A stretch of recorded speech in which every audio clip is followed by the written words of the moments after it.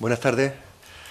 Eh, eh, Quería empezar con unas breves palabras, en primer lugar, para darles la bienvenida, para agradecerles la asistencia a la presentación del libro de Guillermo Cortázar y bueno, pues el reconocer y agradecerles, como he dicho, el interés y su participación pues en los actos culturales de aquí aquí en la ciudad de Trujillo, que tiene una importante vida cultural, y en los actos culturales que desde la Fundación pues organizamos o facilitamos, como en este caso. Quería agradecer también la presencia y dar la bienvenida, o darle de nuevo la bienvenida a los que me acompañan en la mesa, a los asistentes en la mesa, empezando por don Francisco Sanz, que es un estrecho colaborador de la Fundación, al que valoramos mucho, y valoramos mucho su trabajo y su compañía en todo este proceso que hemos tenido para desarrollar nuestro proyecto. Y bueno, animarle a que continúe por estos caminos, que no se venda tan caro y que nos acompañe con más frecuencia en todas estas actividades y toda esta acción cultural que desarrollamos en la ciudad y que entre unos y otros tratamos de sacar adelante. Él va a ser el encargado de introducirnos a la persona del autor, a don Guillermo Cortázar, de la misma manera que agradecer la presencia también y aquí sí me vais a tener que disculpar porque me acaban de presentar y no lo sabía de memoria, de don Germán Rueda, catedrático de Historia Contemporánea de la Universidad de Cantabria, que entiendo que va a ser la persona que nos va a desbrozar el terreno, nos va a desbrozar el camino y nos va a dirigir, nos va a poner en la senda del libro de don Guillermo Cortázar, que de cualquier forma parece una obra sumamente interesante para los tiempos que corren. Y, cómo no, dar la bienvenida a don Guillermo Cortázar, autor del libro, y agradecerle el interés que ha tenido y la decisión que ha tomado de presentar su libro aquí, en esta sala de conferencias, en este edificio y en la ciudad de Trujillo. Ciudad de Trujillo que como bien sabemos los trujillanos y sobre todo los que estamos imbuidos en esta actividad de promoción cultural o de desarrollo cultural dentro de este ámbito, pues sabemos que tiene una importante vida y en la que se desarrolla una importante acción. Y sabemos que los trujillanos en general pues tienen un gran interés en toda esa actividad y en toda esa acción cultural. Y entiendo que este acto, para nosotros, que la presentación de este libro va a ser sumamente interesante por distintos aspectos. Para mí el más importante es el que yo creo que nos va a abrir una importante perspectiva a los trujillanos y a los que estamos de alguna manera centrados en lo que es la historia y la cultura de la ciudad y de la cultura de la región. Porque de alguna manera tendemos a pensar que la historia de España se acaba con el siglo XVI y que a partir del siglo XVI es poco o nada lo que se hace. De alguna manera, la historia también nos relegó a un segundo, tercero, o una segunda, tercera o cuarta fila, con lo cual, pues la añoranza de los tiempos gloriosos, pues hace que podemos pensar que nos ha hecho desentendernos un poco de los acontecimientos posteriores. Pero no cabe duda que los acontecimientos posteriores, que la historia y la política que posterior a esos siglos, pues para nosotros son muy importantes. No tanto porque tuviésemos un papel preponderante, sino por cómo nos ha afectado y cómo ha afectado a nuestra historia reciente, cómo está afectando a nuestro presente y cómo va a afectar a nuestro futuro.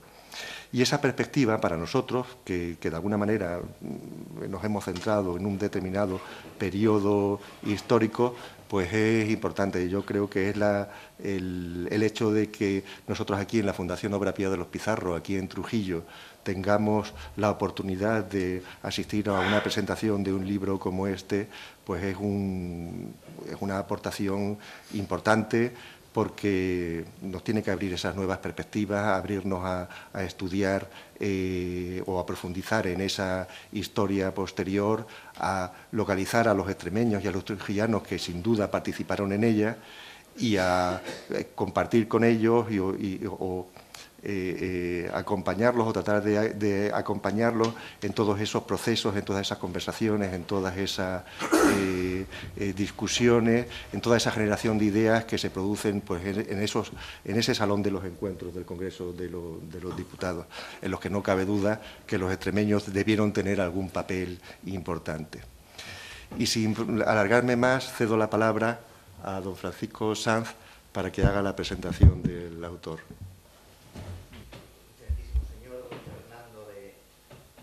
De Orellana Pizarro, presidente del Patronato de la Fundación Obra Pía de los Pizarro, profesor Rueda, doctores, querido Guillermo, señores todos. Puede parecer que mi participación hoy aquí, en esta mesa, sea en calidad de colega, en tanto que historiador, aunque en mi caso del arte, como el autor del libro, o en nuestra común afición por la investigación, quizá incluso en mi calidad, que no es tal, que me otorgaba el autor cuando me hacía la petición de autoridad local, que le agradezco, pero de la cual carezco. Mi presencia hoy aquí, y es un honor para mí, es la de estar en calidad de amigo y en calidad de admirador de la persona del autor de este libro, de Guillermo Cortázar. Para mí, Guillermo es, además de un gran conversador, un exquisito anfitrión. Es una persona culta, educada, elegante, cualidades, todas ellas en desuso entre los de mi generación y que yo particularmente admiro. Pero por encima de todo, Guillermo es una persona comprometida y amante de la libertad y de las libertades, algo tan importante en este siglo XXI. Y es un reconocido combatiente, con la palabra, eso sí, de los populismos que tanto daño hicieron antaño y que hogaño llaman de nuevo a nuestra puerta. No sin preocupación. Esa es la razón principal por la que un historiador del arte como yo, que como bien decía Hernando, se vende muy caro, se arriesga a acompañar a este erudito estrado con compañeros y maestros de disciplinas tan distintas como ustedes sabrán. Siento el error. Imperdonable. No, entonces he sido el primero, ¿no? Decía, de disciplinas tan distintas como la mía. Presentando a su autor, que no necesita presentación seguramente, Guillermo es licenciado en Derecho y en Historia, lo que desde luego le da una perspectiva muy distinta y un bagaje sintético que queda claramente demostrado en el libro con esa visión diacrónica que tiene de los acontecimientos de ese largo siglo XIX, tomando el término que Marías utilizó para el siglo XVI, y que es tan controvertido y complejo para quienes, como yo, somos neófitos en la materia, ¿no? A pesar de lo cual, en el libro se delinean con una claridad y un lenguaje sencillo y muy ágil todos estos y otros acontecimientos que seguidamente contaré. Decía que el autor es licenciado en Derecho y en Historia, se doctoró en la Universidad Complutense también. Su formación de posgrado transcurre sobre todo en Estados Unidos, en California, en la Universidad de San Diego, donde además es merecedor de una de las becas más importantes que puede recibir un investigador, como es una beca Fulbright. Es además un reconocido articulista y yo creo que todos los presentes hemos leído en alguna ocasión sus entradas en periódicos de tirada nacional como ABC, El Mundo, El Español. Y por supuesto, y como se dice en estos casos, autor de más de un centenar de publicaciones en las que destacan artículos, capítulos de libros, y un libro que yo entiendo que para mí, si no me corrige el autor, es el más importante en su trayectoria, que es el de Alfonso XIII, hombre de negocios, que en realidad tuvo que ver con su tema, con su trabajo, con su tesis doctoral, ¿no? Esa es la parte de esa vida docente, privada, investigadora, de Guillermo, a la que seguro podríamos añadir también, y muy bien ganada en ese cursus honorum de méritos que eran tan complejos de alcanzar hace décadas, a la que debemos también añadir esa dimensión también privada como hombre de negocios, y una tercera que yo entiendo que es muy importante y que a mí personalmente me justifica y me da un plus en cuanto a su valoración como político, que lo fue, Con este bagaje sintético que decía, finalmente pasa al mundo de la política como diputado durante la quinta, la sexta y la séptima legislatura, donde seguramente pudo poner en práctica o al menos aportar su granito de arena acerca de sus grandes conocimientos sobre el mundo de la historia y de la política. Respecto del libro del que hoy venimos a hablar y del que yo voy a tratar brevemente, puesto que corresponde al profesor Rueda por autoridad, por su autoritas y por su potestas también, se la vamos a otorgar hoy, en primera persona, delinear las líneas generales del texto, sí me gustaría establecer que, en mi opinión, así lo dice el autor, el origen de este libro lo debemos situar en una tertulia de amigos, reunidos, pues siguiendo esa moda decimonónica, en ese salón de los encuentros, entiendo que de un modo metafórico, como aquellos antiguos ateneos también, donde una serie de colegas están profundamente preocupados, y con razón entiendo yo, de una serie de acontecimientos que se están sucediendo en la sociedad española, que está comenzando a poner en tela de juicio desde distintos ámbitos, desde la política, desde la propia sociedad civil, aspectos tan importantes para nuestra convivencia en los últimos años como la propia Constitución del 78, como el propio proceso de la transición o la figura de Su Majestad el Rey don Juan Carlos I. Ese es el origen. Luego hay un porqué, porque si hay algo que busca aquí, siguiendo a San Alberto Magno, el propio Guillermo, es el porqué y el cómo de las cosas. Y ese porqué, sin duda, es cómo de ese régimen monárquico parlamentario que queda recogido en el artículo 1.2 de la Constitución española, vamos avanzando paulatinamente hacia lo que él llama un estado de partidos o una partidocracia. Entre otras razones, y creo que estas son las dos principales, por esa progresiva pérdida de autonomía que, con respecto a otros periodos anteriores dentro del parlamentarismo español, están sufriendo los diputados, y especialmente también por ese nivel de poder casi omnímodo y autoritario que todavía hoy tienen los presidentes de muchos partidos políticos y que él cita con mucha valentía, valentía de la que yo voy a la que yo voy a renunciar hoy aquí. Y además, no lejos de explicarnos el origen y el porqué, nos plantea también, y esto es muy de agradecer, y es ahí que tenemos un ensayo de historia y de política, algunas posibles soluciones a esta degradación del estado de las cosas en el que nos encontramos. El libro, como sabéis todos, lleva por título El Salón de los Encuentros, una contribución al debate político del siglo XXI. Es una obra que está editada por Unión Editorial, que pertenece a la colección Antorcha, en la que hay ilustres títulos de personajes como Frank Oppenheimer, un célebre sociólogo, y además está ilustrado, y permítanme aquí este prurito de historiador del arte, por un cuadro, uno de los más interesantes cuadros, al menos de los más apreciados del romanticismo español, de Esquivel, que nos sitúa en ese escenario, digamos, que hubiera podido, en este caso, contarnos el propio Simónides, ut pictura poesis, así la pintura como la poesía. La pintura es poesía muerta, la poesía una pintura parlante, donde nos aparecen, como vemos en el estudio del autor de Esquivel, pues Zorrilla y toda una serie de personajes ilustrados o de liberales de la época, sería más correcto decir, que tienen también mucho que ver con la política. Y es que en realidad el político no hace sino delinear, trazar con unas cuantas palabras, como el pintor o el poeta, una verdad más o menos idealizada, más o menos velada. El libro se compone en 6 capítulos de libro.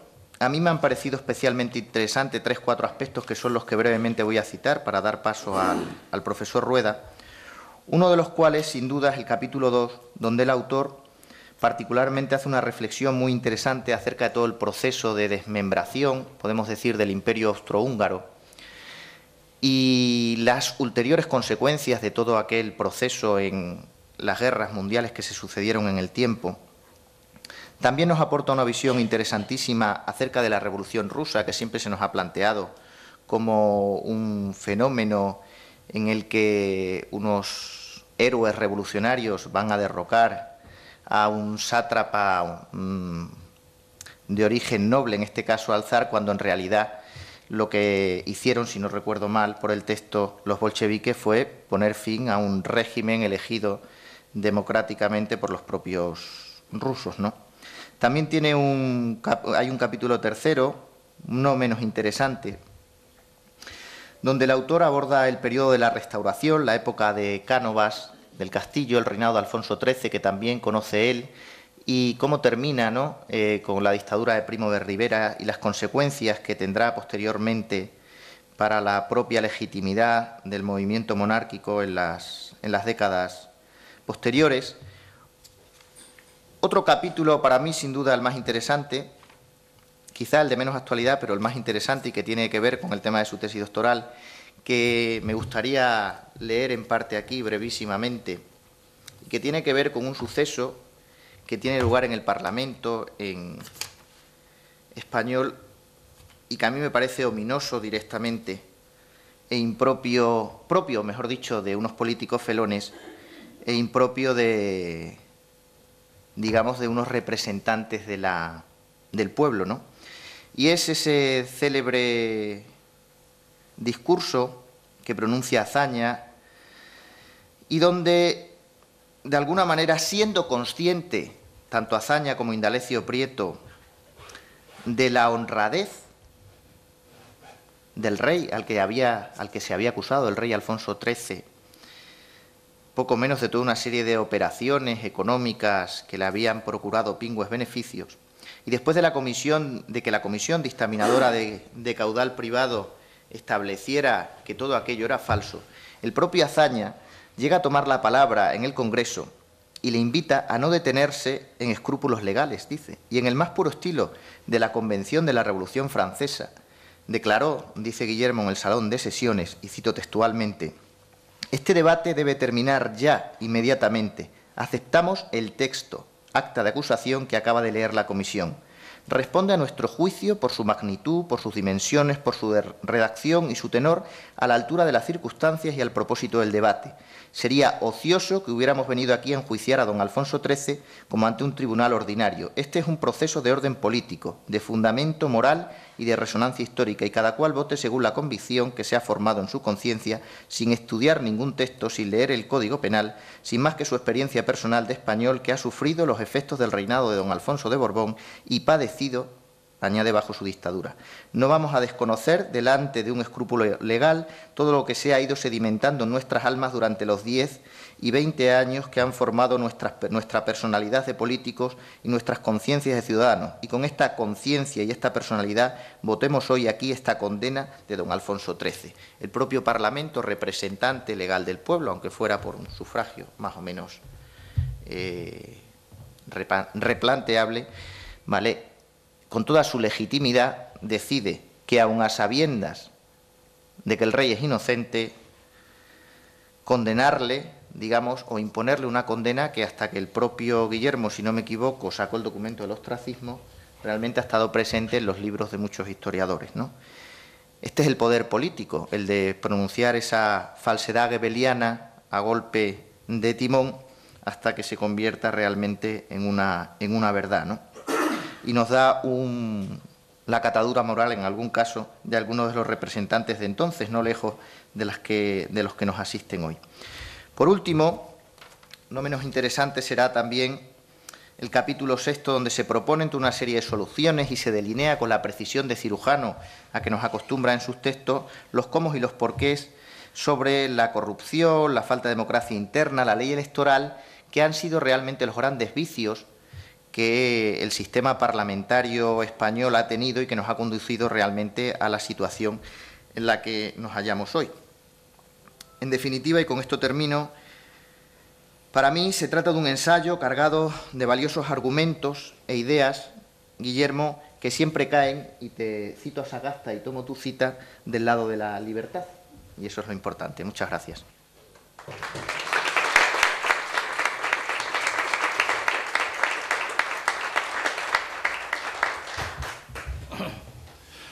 Bueno, pues me han atribuido un papel que yo no pensaba tener, o sea que no era esa mi idea, pero bueno, a ver cómo lo solvento.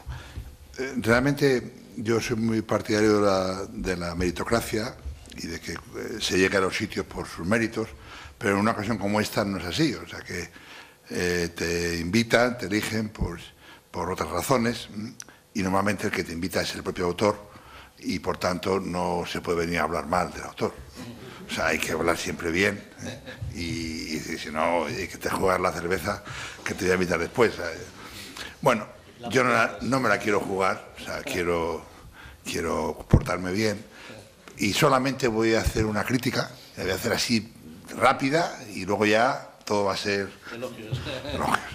La única cosa que yo le dije a Guillermo, vamos, comenté cositas porque tuve el honor de una tradición que en el mundo intelectual se da normalmente por los buenos intelectuales, que es que con la obra propia pues se deja a otras personas que se lea antes de editarse para corregir, para mejorar, para ver por dónde van los tiros. Y yo fui una de las personas que tuve el honor de leer el libro antes de que se editara y lo leí a fondo y con mucho detalle y bueno, pues le fui dando mis ideas, las impresiones, capítulo a capítulo y con mucho detalle, y lo leí con muchísimo gusto durante 2 semanas, a fondo y con muchísimo interés. En ese punto, pues yo una cosa que le sugerí al final fue que no pusiera este título, El Salón de los Encuentros, porque te la juegas. Es decir, porque este libro, pues no sabes si te la juegas, no refleja para nada lo que el libro es. Es un libro que a él le gustó y le apetece y lo ha hecho y se ha quedado tranquilo, para su conciencia, bien. Pero luego el libro tiene mucho más que ver con el subtítulo y con un posible título distinto. O sea, El Salón de los Encuentros, pues bueno, pues suena a un libro del siglo XIX, o sea, más o menos, ¿no? Es decir, con la imagen que hay aquí. Este es un libro completamente de actualidad y es un libro hecho por una persona que tiene una doble cualidad y que solo pues, determinadas personas tienen esa doble cualidad, que está hecho por un historiador y por un político.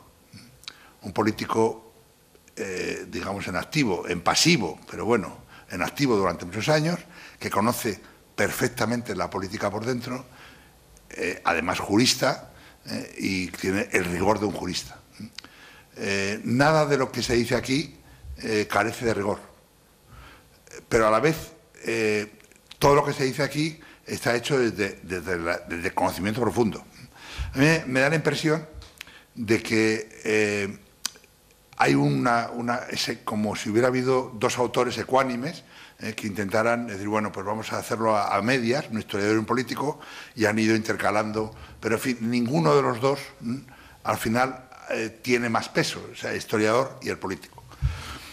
Normalmente los historiadores solemos documentar lo que decimos, con documentos. O sea, hay 2 formas de hacer historia, una que es la historia documentada, con documentos que vamos nota a nota y buscando y tal, que suele ser mucho más pesada de leer, pero es la que normalmente hacemos, y una historia más ligera que está basada pues, en los conocimientos generales que tenemos, y de ahí tenemos que elegir conocimientos para sintetizar o para difundir determinadas cosas. Bueno, como soy historiador, lo primero, pues quería documentar que Guillermo Cortázar es historiador profesional,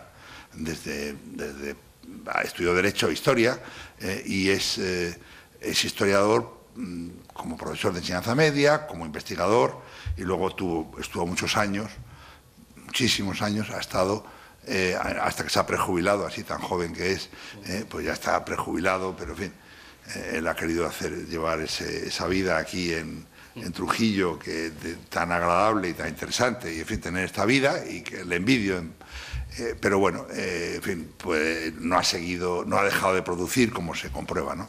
Bueno, pues Guillermo estuvo muchos años de profesor en una universidad marxista, la única universidad marxista que hay en España. Ahora hay alguna más, algunas privadas se ha creado alguna universidad marxista más, pero en fin, que es la UNED, que es la única universidad sin clases que hay en España. Entonces tuvo esa esa maravilla que todos aspirábamos a tener, en fin, esa universidad sin clases, pero que le permitía estar todo el día trabajando, ¿eh? Y bueno, Guillermo, como digo, se documenta que es historiador, y como ya ha citado la persona Francisco Sanz, que ha hablado anteriormente, pues ha hablado de este libro, del libro de Alfonso XIII, Hombre de Negocios, que es su tesis doctoral y del cual parten muchos de los artículos que ha publicado después y algunos otros trabajos que ha publicado, pero no es el único.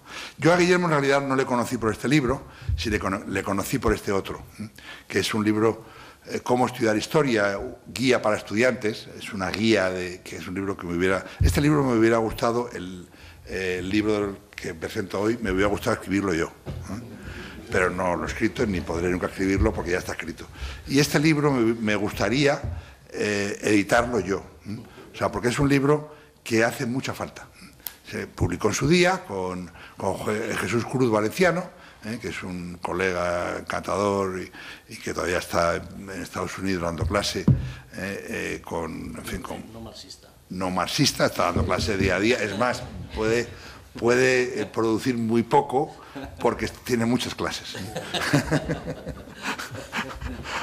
Y Guillermo y Jesús Cruz hicieron este libro, que es un libro, bueno, que en su día tuvo importancia, y de hecho yo soy uno de los beneficiarios de ese libro, que compré cuando estaba aquí en Cáceres de catedrático de la Universidad de Extremadura, y que leí y que difundí entre igual Juan Sánchez, que ahora es profesor de la Universidad de Extremadura, que está por aquí, pues igual hasta se lo recomendé en su día, cuando lo compré, y lo leí y lo difundí, porque es un libro sumamente útil, muy sencillo, pero sumamente útil para un estudiante de historia. Y quien dice un estudiante dice un profesor. Es un libro sumamente útil. Bueno, ¿por qué traigo esto? Bueno, pues sencillamente como documento de nota a pie de página, es decir, tenemos un historiador. También yo personalmente he participado en este libro, y Guillermo también, he tenido la suerte de participar con él, La nobleza española entre 1780 y 1930, y Guillermo hace el capítulo de la nobleza de la Restauración, que es un trabajo que ha hecho durante un tiempo, que ahora tiene abandonado, pero en fin, es un buen experto en el tema de la nobleza y concretamente en la nobleza de la Restauración. Bien, tenemos un historiador, tenemos un político. Guillermo Cortázar, pues participó en la política en los años de oro del Partido Popular. Era además una persona clave en un partido político de masas y de poder, como era el Partido Popular, porque era el que llevaba la formación de las élites del partido. Y es quien organiza los cursos, quien tiene, en fin, y quien, digamos, en cierta manera, tiene las ideas del Partido Popular, de los momentos de oro del Partido Popular. Cuando, en fin, antes de tener el poder, tenía las autonomías, muchos ayuntamientos, pero en fin, cuando llega a condenar el Partido Popular al poder, durante 8 años, pues en parte Guillermo, durante un tiempo largo, Guillermo era, se puede decir, uno de los hombres de las ideas. O sea, las buenas ideas, si no me equivoco, ya estoy hablando bien, ya no puedo decir nada, las buenas ideas del Partido Popular, en muy buena parte eran de Guillermo. Pasa que era un hombre que estaba detrás, aparecía de vez en cuando, pero estaba detrás. Y es un hombre que el proyecto del Partido Popular, de tanto éxito, y que tanto bien hizo a España, y que tuvo un momento colosal, porque fue formidable, no se nos puede olvidar, seamos votantes o no del Partido Popular, pero en fin, reconocer el hecho de que ha habido un momento clave en el periodo contemporáneo, en los años que ha sido ese periodo de Aznar, que, vamos a decir, España no ha podido ir mejor.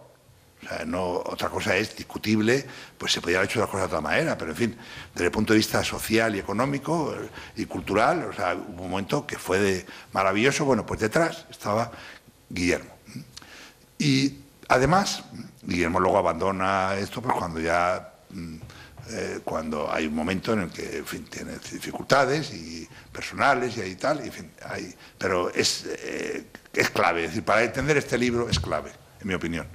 Es clave el historiador y es clave el político, pero es un político que conoce la política por dentro, conoce sus virtudes y sus miserias, sabe lo que se puede hacer y lo que no se puede hacer, y es un hombre, además, no lo olvidemos, un hombre de derecho, que ejerce el derecho, es abogado, no solamente estudia derecho, sino que es abogado y ejerce con rigor el mundo del derecho, y eso permite, pues, bueno, eso que sabemos que tiene una persona que ha estudiado derecho y que ejerce el derecho correctamente.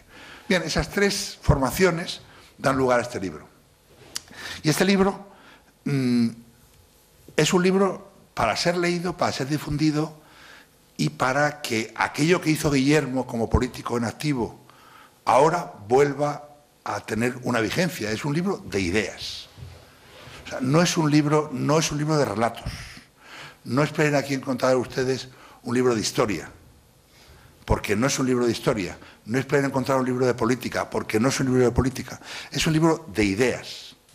Es un libro donde los políticos en activo, las personas corrientes que vivimos en la España de hoy, deberíamos leer, porque muchas de las ideas que están por ahí volando, Guillermo las ordena, las profundiza y le da forma, pero además las critica lo que está pasando, pero también le da una salida.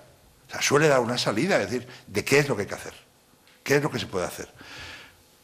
Es una pena que el libro no, que yo creo que sí, porque poco a poco se irá abriendo camino, en eso estamos esta tarde, ¿no? Irá abriendo ese camino y podrá tener una difusión, y se podrá, en ese sí, se podrá hacer un debate sobre el libro, el Salón de los Encuentros, después de que se lea mucho, pero en fin, habría que buscar un modo de encontrar, porque el poder no lo va a facilitar, no lo va a facilitar. Es más, si esto llega a manos de una persona con poder actual, va a buscar un modo de que se dé un cortocircuito para que eso no siga, para cortar.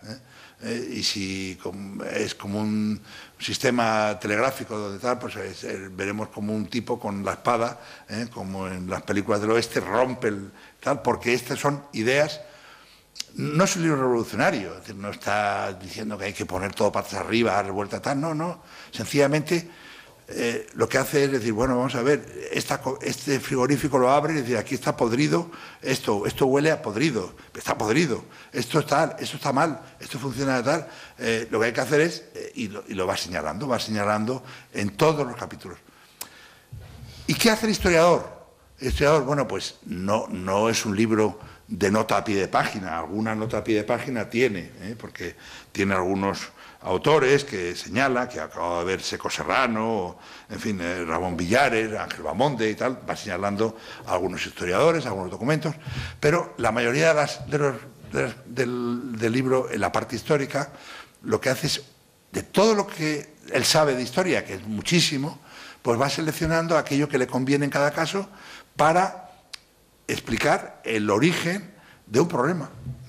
Es decir, y va señalando las comparaciones en otros países, en otros lugares, en otros siglos, el siglo XIX sobre todo, principios del siglo XX, y va señalando, es decir, nos va haciendo un recorrido histórico, pero realmente es un libro de ideas. Es un libro de ideas que ya no puedo resumir, ¿no?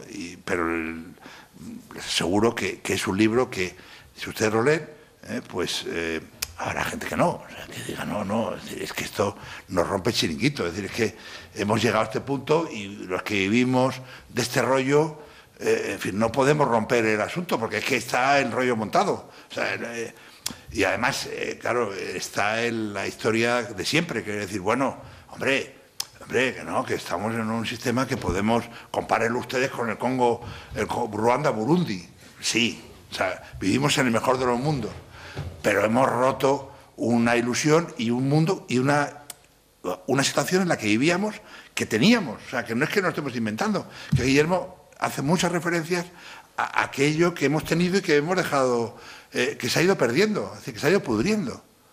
¿Y cómo se ha ido pudriendo? Él lo conoce y lo sabe como historiador, pero también lo sabe como actor. En fin, y además, él nos ha dejado... No ha entrado en la podredumbre, que es lo fácil. tirando y tirando y tirando y acabas en ese mundo, ¿no? O sea, él ha roto cuando le ha parecido que aquello no tenía salida, no salida interna, es decir, y hay que volver al mundo de las ideas, porque las ideas al final son las que vuelven otra vez a hacer realidad, y eso, pues en el fondo es lo que yo mejor puedo decir del libro, es decir, que es un libro que a mí me ha encantado, o sea, que lo he leído con mucho detalle y suscribo el 99%, o sea, que es... y claro, además, a medida que uno va entrando en la materia y en la medida que los ciudadanos conocemos lo que está pasando, pues normalmente yo creo que un porcentaje de españoles elevadísimo, pues coincidirá con lo que Guillermo cuenta, pero cuenta como las ideas que Guillermo deja traslucir en el libro. Entonces es un libro que me parece de un hombre, a mí me dedicó este libro, tuve la suerte que me dedicó como historiador libérrimo, y yo he pensado, digo, pues realmente el libérrimo es el que lo ha escrito. Es un libro hecho no con libertad, sino es libérrimo, o sea, es el aumentativo de la libertad, porque es un libro hecho como una persona de mente libre, o sea, que es difícil encontrar eso, porque normalmente muchas cosas que dice Guillermo, que son muy valientes, normalmente es muy educado, son muy correctos. Es decir, Francisco San ha dicho que es una persona educadísima, educadísimo, o sea, correctísimo, jamás insulta, jamás, no digo ya insulto, o sea, siempre está buscando la forma por ejemplo, cuando la educación es que las personas que están alrededor se encuentren a gusto y estén bien. Bueno, pues Guillermo es un modelo en eso, es decir, que cuando estás con él te encuentras siempre bien, y las personas que están alrededor, ¿por qué? Porque es un hombre que no molesta, no crea dificultades, no tal, pero no significa eso que uno no puede decir lo que piensa, y ordenadamente, como lo ha hecho Guillermo. Y es un libro que es sobre la base de que está hecho, en fin, con una calidad humana muy grande, como le corresponde. Es un libro que tiene unas ideas que merecen ser difundidas, ¿no?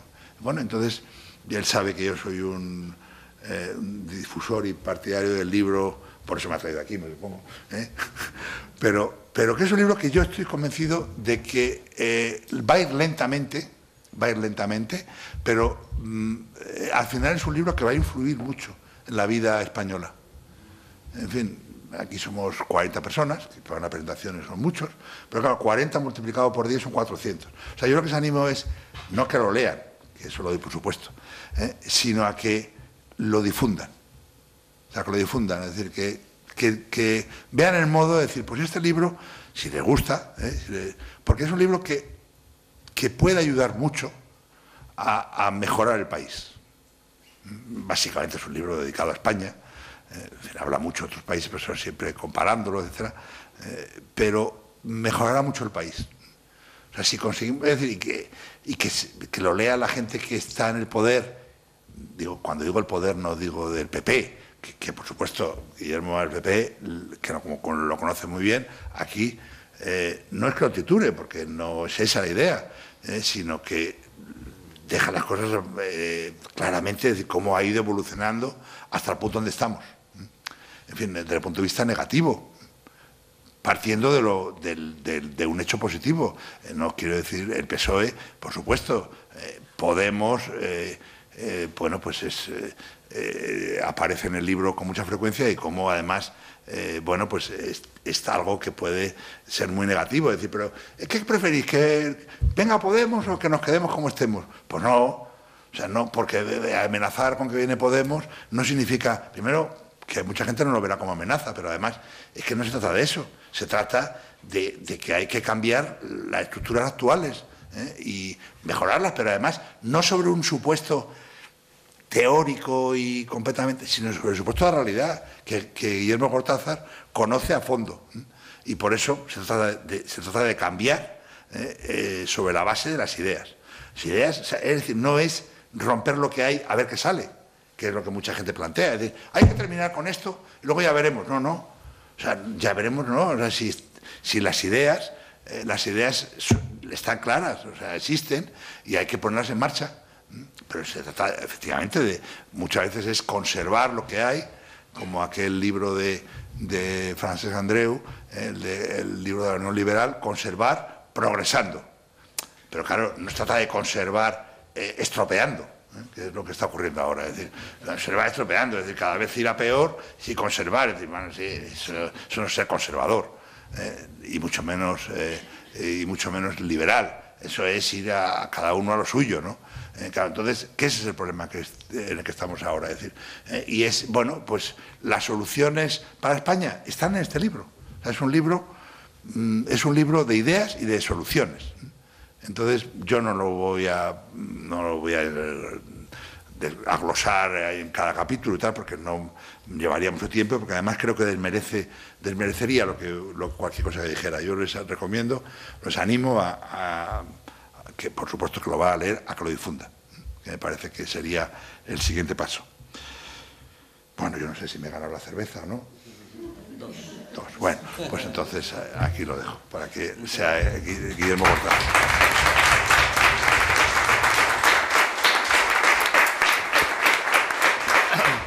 Bueno, buenas noches. La verdad es que no se sabe uno, se siente abrumado por los elogios o por pensar que está ya uno en la última etapa, esa en la que son todos elogios ya en la recta final, en la tercera edad y última. Bueno, gracias Hernando, a la Fundación Obra Pía Pizarro, me parece una instalación espectacular y desde luego es un sitio magnífico para un encuentro. Francisco, mil gracias, Germán, y a todos ustedes por su tiempo y su asistencia. Yo voy a ser muy breve porque, como esto es un salón de encuentros, me encantaría que hubiera alguna pregunta o que iniciáramos un diálogo, porque todos estos actos pecan un poco de emisores de mensajes y de muy poco intercambio de opiniones, ¿no? Y me encantaría que tener unos minutos y una oportunidad para que me preguntarais me preguntasen lo que desean. Yo voy a decir mi propia experiencia, que no viene en el libro tampoco, pero que me parece relevante de por qué ha surgido este libro. En el año 90, José María Aznar me llamó para encargarme de la Secretaría de Formación. Dependíamos orgánicamente del vicesecretario de Formación y Electoral. El de electoral era Jesús Sepúlveda, yo era el de formación, y teníamos una responsabilidad de tercer nivel. Los sobres llegaban solamente al primero y al segundo, por lo que se ve, porque yo en el tercero no los vi, se lo garantizo. Y entonces me fichan directamente. Yo había tenido una experiencia política hasta el año 75 en la izquierda antifranquista, como miembro del Partido Comunista y antes de Bandera Roja, que era una organización que entró entera en el Partido Comunista. Y cuando murió Franco yo dejé la política y me dediqué por fin a estudiar y a escribir y a leer. Y, en fin, trabajé primero en el Banco Vizcaya, luego saqué una cátedra de instituto, me fui a Estados Unidos y estuve 15 años fuera de la política. Y en el 90, por una serie de relaciones personales y políticas de grupos liberales, me llama Aznar y me ficha como secretario de formación, que causó un auténtico impacto en el Partido Popular, porque de pronto un excomunista llevaba ni más ni menos que la formación del Partido Popular. Yo era mucho más liberal que todos ellos y además no tenía ningún complejo con la izquierda, ni intelectual, ni histórica, ni nada. Pero me llamó la atención que en el año 90, en abril, en Sevilla, en el famoso congreso fundacional, había 2000 y pico delegados y todos aplaudían como locos a Fraga y Aznar y eligieron a Aznar efectivamente presidente del partido. Y de pronto saca una carta Fraga diciendo aquello de que le había mandado una carta diciendo que dimitía en el momento que tuviera cualquier contradicción con el presidente, y los mismos que le habían votado unánimemente al presidente Aznar aplaudían la carta en la cual presentaba la dimisión al anterior presidente. Y dije yo, bueno, esto parece un partido comunista a la antigua, porque claro, yo que era mi única experiencia decía, pero esto no es democracia ni es nada, pues son unos delegados que son puenteados y son ninguneados, ¿no? Bueno, llegué en el 93 al Congreso en las listas de Barcelona, de número 3, que no me conocía en Barcelona nadie, pero en fin, fueron estas cosas de la política y de los paracaidismos que hay en la política. Y yo vi que aquello, ese grupo parlamentario era un grupo parlamentario absolutamente sometido, hasta tal punto de que ni siquiera el reglamento interno del Grupo Popular era público. Había que ir a pedir expresamente ver el reglamento, no se podía fotocopiar, solamente se podían tomar notas y tal. Y dice, ¿esto por qué es? Y tal. Dice, no, pues esto es una cosa que... Es decir, el reglamento que establecía los deberes y los derechos de los diputados era secreto, que va en contra de los principios generales del derecho. Pero, en fin, aquello me demostró que realmente tenía muy poco de monarquía parlamentaria en el sentido de lo que es un grupo parlamentario en el Reino Unido, en Dinamarca o en Suecia o en cualquier lado, ¿no? Era un grupo totalmente jerarquizado y en el que el diputado no contaba más que para votar. Y luego ya en el 2001, cuando Aznar dijo aquello de que tenía el nombre del presidente en un cuaderno azul y que lo tenía en secreto y tal, a mí se me parecía una falta de respeto a los españoles en general y a los militantes del Partido Popular en particular, porque es que no podíamos votar el sucesor, lo tenía en el cuaderno azul.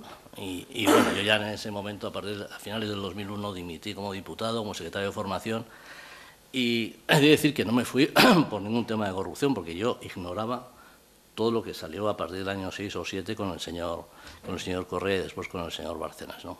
Entonces, bueno, yo, digamos, esas vivencias, conversaciones con gente como Germán, con colegas, con profesores, con amigos, fui llegando a la conclusión de qué es lo que estaba pasando en España. Y entonces me ocurrió escribir este libro porque entendí que había que hacer una aproximación histórico-política de los problemas y que las dos visiones eran muy útiles para entender qué estaba pasando. Lo primero que me llamaba la atención era que realmente esto no es una monarquía parlamentaria. El artículo 1 de la Constitución española dice que la forma política del Estado español es la monarquía parlamentaria. Y yo me puse a pensar en qué tipo de monarquía parlamentaria tenemos en España, y la verdad es que se parece como un huevo a una castaña, si lo comparamos con el Reino Unido o con Dinamarca. Para que se hagan una idea, 10 Downing Street tiene 80 empleados y el complejo de la Moncloa tiene 2.500. Es decir, se ha construido una macrocefalia política en torno a la presidencia de gobierno, con un ministerio de la presidencia de gobierno, con la seguridad, etcétera, pero son 2.500. La señora Thatcher en sus memorias se jactaba de que solo tenía 80 empleados en todo su servicio y que la Casa Blanca tenía 400 y la señora Merkel tenía 500. Si llegas a ver lo de los 2.500, no sé qué habría dicho, porque además, en fin, la verdad es que yo cuando leía aquello me quedé perplejo, porque cuando llegué a la Moncloa en el año 96, en una de las visitas que hice de reuniones políticas en la Moncloa, aquello me parecía una ciudad prohibida de Pekín. Es una cosa inmensa, que no tiene nada que ver con un Estado, con una monarquía parlamentaria, sino con una partitocracia. Es decir, el presidente del partido, sea del PP, sea del PSOE, acumula un poder brutal, interviene en los nombramientos de los medios de comunicación, en la influencia de los medios de comunicación, en la justicia, en los nombramientos de los fiscales, en el Tribunal Constitucional. En fin, hay una enorme resortes de poder en los nombramientos de los alcaldes, de los presidentes autonómicos. En fin, son unos resortes brutales. Entonces te das cuenta de que lo que se ha hecho es un estado de partidos. Y la crisis que tenemos ahora en España, y es un poco la conclusión del libro, es que se ha formado una burbuja política, que consiste en que, por un lado, la Constitución dice una cosa y, en la práctica, las acciones de todos los presidentes, desde Suárez hasta Rajoy, todos ellos han ido construyendo una cosa distinta que se llama Estado de partidos, definido por Manuel García Pelayo, el presidente del Tribunal Constitucional, por Javier Pradera, incluso antes por García Trevijano, pero en otro sentido. Está muy estudiado el fenómeno, ¿no? Y realmente lo que tenemos es una burbuja política consistente en que no se casa lo que es una monarquía parlamentaria con lo que se ha ido haciendo durante 30 años. Y estamos, pues igual que como pasa con las burbujas financieras, es decir, que por un lado va la economía real, que se incrementa un 2, un 3, un 1%, pero sin embargo la economía financiera se multiplica por 100 o 200, con lo cual se crea un gap, una distancia de la realidad entre unos y otros que termina estallando. Bueno, pues ahora estamos en la explosión del PSOE. El Estado de partidos es un devorador de sus propias criaturas. Devoró la UCD, devoró CDS, devoró AP, devoró Convergencia y Unión, ha devorado UPyD, Unión Democrática, ha devorado a los partidos y ahora el PSOE está en explosión. El PP es un partido relativamente joven, desde el año 90, pues el día que pierda el poder y salga todo lo que tiene que salir de ahí, probablemente explosione tanto o más que el PSOE, ¿no? Y esa es la diferencia que hay entre una monarquía parlamentaria y lo que se ha hecho. La monarquía parlamentaria, con eso termino y les doy la palabra, tiene estabilidad, representación, se me ha olvidado, estabilidad, representación, y esta no tiene ni estabilidad ni representación, porque vemos que los partidos estallan, la representación es muy deficiente y realmente, y gobernabilidad, no tenemos gobernabilidad. Por ejemplo, en el Reino Unido, con la dimisión del señor Cameron, en una semana se resuelve el problema. Es decir, la gobernabilidad es una cosa propia de las monarquías parlamentarias.